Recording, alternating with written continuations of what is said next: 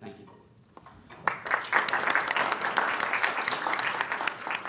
I would like to just proceed to the questions for the sake of time. So, any questions, please? Question for Ibrahim Kalın. As you mentioned in your presentation, history and geography is very important component to making Turkish foreign policy possible, right? I can argue that history and geography, is not real condition, but they are socially constructed. This means, for example, geopolitics is not a real condition, but socially constructed. That means geopolitics, what state make of it. And when you compare to the, for example, breach and center country metaphor in Turkish foreign policy, for example, the breach metaphor means that Turkey is talking about history, geography, community as non-state actors, and so on and so forth, shows that actually we live in a world in which the nation state can no longer be the only component of any analysis of international relations or political science. You have so many other actors and agents that you have to take into account to understand either the foreign policy or domestic developments of the country. Now, in the international system, you also have samplings of this. Of course, when I raise these issues, sometimes I get misunderstood as if suggesting that, should we give up on the idea of the nation state? No, it's a reality, it's out there. But it's a question of what kind of importance or centrality you attribute to the nation state as such. Take the example of Turkey again. For a long time, the main problem of Turkish modernization has been its exclusive concentration on the state as the only agent of modernization. And that has created a very, in my view, skewed context of center-periphery relations. I don't want to go into Turkish domestic politics, but for a long time when you say Turkey, the Turkish society, and so on and so forth, what you have in mind is really the Turkish state, the nation state, which really does not, or is not enough to explain the extreme diversity of the Turkish society as a whole. I mean, Turks and Kurds, Muslims and Christians, and so on and so forth, Sunnis and Alevis, etc. If you look at that remarkable multiplicity that you have in the country, a narrow definition of the nation state doesn't explain. Now let me relate this to foreign policy. It's the same thing there. When I say that you're lowering the walls of the Cold War, the suspicions, the fears of the Cold War, and you're trying to overcome this artificial borders that have been erected, in our region between countries. This is what I mean. You overcome this through engagements with other non-nation state actors. As I mentioned, businessmen and so forth. They play an extremely significant role now in expanding Turkish foreign policy in different directions. And this relates also to what Emdet was saying about the state of the region in the Middle East. If you analyze it only through the lenses of the nation-state model in the Middle East, you end up with that kind of stagnancy, apathy, no leadership, no thinking, no social energy, nothing. But if you look at the society itself, the Middle East is extremely dynamic. I mean, and you just pay a visit to any country in the region. You just mingle with the people, talk to intellectuals and NGOs and so on and so forth. There's remarkable energy. The question is how you bring that energy into political action, into a regional perspective, and from there, you create a new regional perspective. That's, I think, the big challenge, for the states and for the non-state actors, or non-state and non-nation state actors in the region. And the last part of your question was about what's gonna be do after and the post-Akbar. Yeah, for example. Well, when that happens, of course, we'll see what happens. Obviously, it looks like this government is going to be there for some time. But I mean, besides X government or Y government, really, we have reached a level in Turkey in terms of strategic thinking, where whether with or without this government, or with or that minister or this minister, there are certain things set in motion, I think, and they will remain to shape and energize Turkish foreign policy in the years to come. This is like the Turkish domestic political context. For a number of years,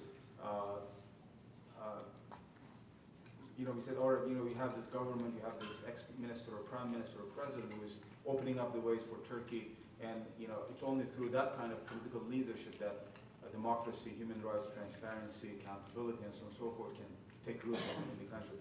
Just look at the way Turkish people, Turkish public is dealing with some of these concepts now. They are the ones who are leading the way now.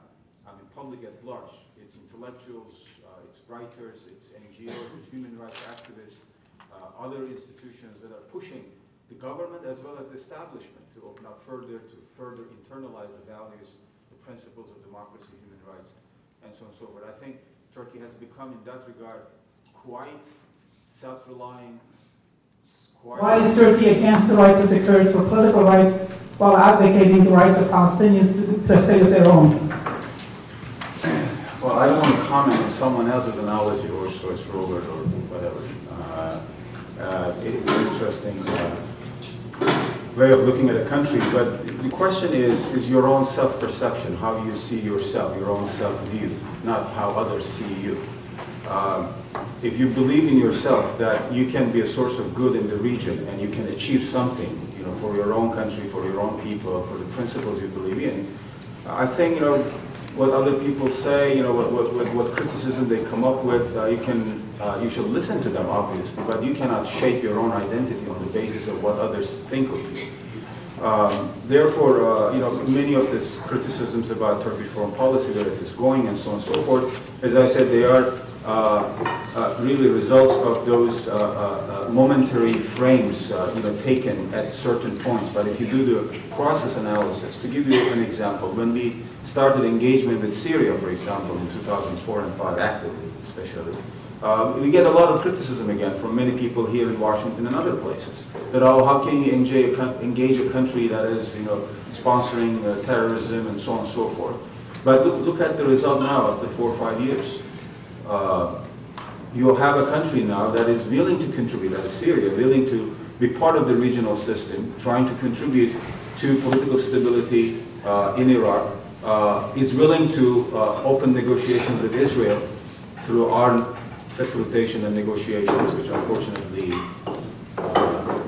have stalled at the moment. But you see a lot of progress there. I mean, compared with the situation 5 years ago or 10 years ago. Turkish government. It's not the AK Party. It's the establishment. And it's that establishment that is causing problems for this government as well. It's the same establishment that opened the court case for the closure of the ruling party. In Turkey, it was only 2 years ago. I'm not talking about 20, 30 years ago. And you have no example of this in any democratic system where a ruling party is being prosecuted to be closed down, and it could have happened.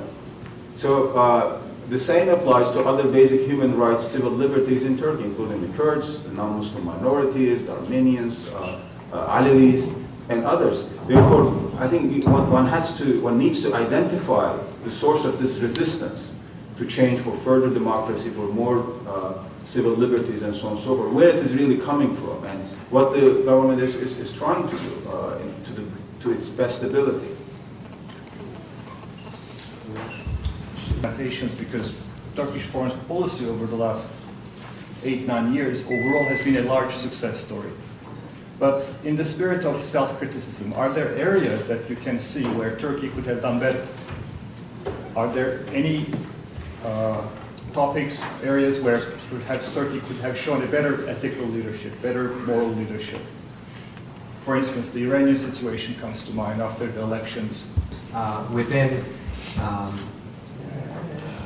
people associated with the Green Movement, there was, without a doubt, a lot of disappointment among supporters of Mousavi and as well as other candidates who felt that the elections in Iran were deeply fraudulent. And even if one doesn't reach a conclusion as to whether they were or they were not, I have my own conclusion, there is no doubt about the massive, massive human rights abuses that have been taking place in Iran immediately following the elections. Another country, speaking to Turkey, one thing that and it's hard to ask a country that's taken on so many challenges in its own neighborhood to take on something that's a little further afield and doesn't maybe have a direct relationship to Turkey. but it would have been great for Turkey's moral leadership, because Turkey definitely, without a doubt, in the Middle East right now, has the greatest moral leadership of any country, and Prime Minister Erdogan has the greatest personal cachet of any leader. Sudan is moving towards a referendum. It could be very disastrous if it turns out that the Sudanese government doesn't allow it to take place. Undoubtedly, the South is going to try to secede because of the way everything's played out over the last 4 or 5 years. The Muslims in Darfur have not had sufficient support or significant support from Arab and Muslim countries. And Turkey, the one thing that comes to my mind is Turkey had the moral ability, if not the direct interest, had the moral ability to actually play an even greater role there in trying to secure, in the same way maybe that Qatar is trying to secure an agreement between the Darfuris and Khartoum, and we're trying to create a situation where we won't see a war next year when the referendum happens. Having said that, it's asking a country that's already playing like you named all the areas that you're working in. Our Caucasus, Turkish policy in Balkans is going a little bit easier and easier. But it has everywhere major or smaller obstacles, of course. I remind only on the Armenian issue with Armenia and Azerbaijan, or Gaza, how far Turkish reactions were going, maybe too far, so that they maybe created more problems than they were expecting. And in the Balkans also, Turkey tries to do the best to reconcile Serbia with other countries, with Bosnia, Croatia, but it is not so easy because of those historical, not only borders, but because of that struggle for interest between Russia and the States there. So it means nobody can expect that they will succeed so easily and so quickly. So you see the tempo of the Turkish activity of foreign policy in last year could be divided in 2 parts. First half a year after Minister Davutoglu came to the office was much more quicker than the second half. Now Lead by example, if you mean moral leadership, and there are ways of doing it, obviously. I think some of the examples that we see is in terms of, for example, publicly admonishing the country for doing X, Y, Z. Does it work or not? I think that's the question one has to look at. Because what's the ultimate goal here? Is it to create a friction with a country, or is it really to get results?